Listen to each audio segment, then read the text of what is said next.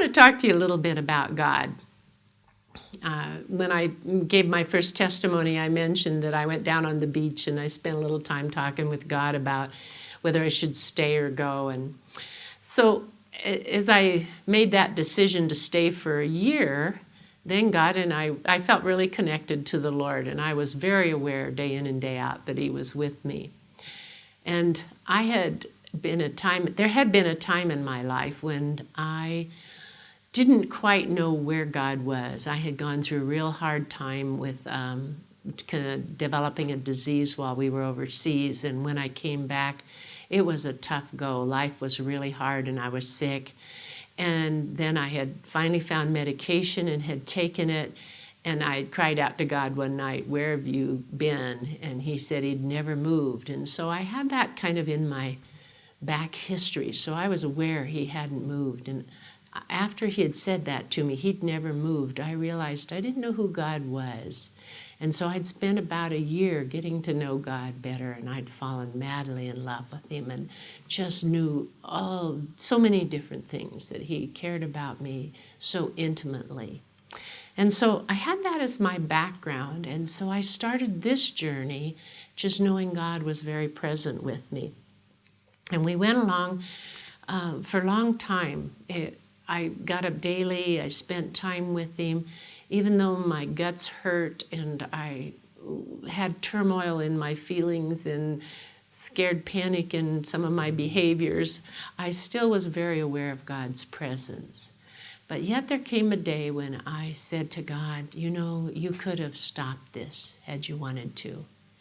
And the more I dwelt on that, the madder I got at God.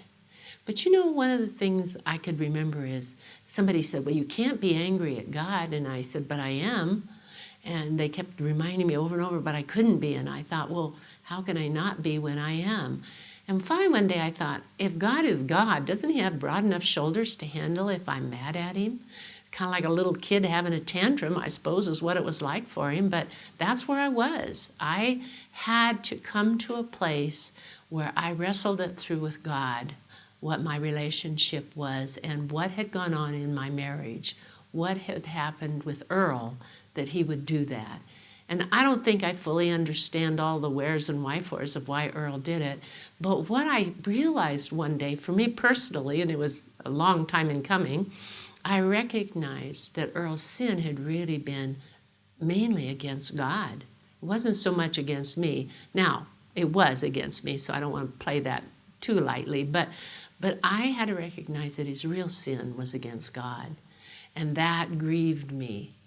And when I could recognize that it was more against God than me, it felt like it lifted that burden off of me, and I began to be able to come back into relationship that was more intimate again with God. I didn't always have to kick at Him, so to speak, and we could begin to become that special kind of friend that we've had in our relationship. And I know many of you say to me, "Why would God let this happen?" I don't know the answer. I mean, I can give you all kinds of possibilities, but that doesn't help. The thing is that Earl did it because he wanted to. He sinned because he wanted to. And probably that's true of your husbands too. And so they have to get that right with God.